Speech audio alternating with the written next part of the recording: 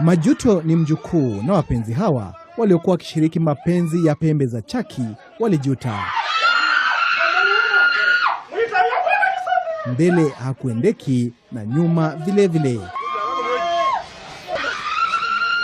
Sasa kitendo cha kustaarabika kilizua kilio, mihemko ya kuonewa huruma na aibu ya kupigiwa mfano.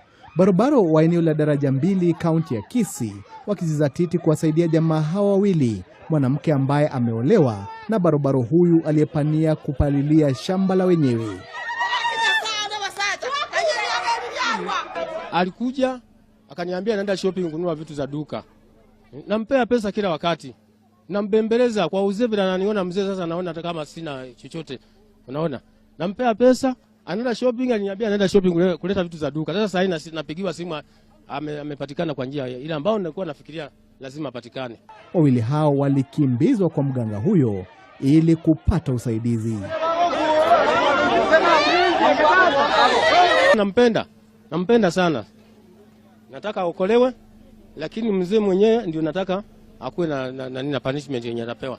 Kama unataka nikufungie bibi yako, hii ndio kama tena tumia. Kama ni mwanaume unataka nifunge mwanaume wako, lazima tukue waaminifu katika familia zetu.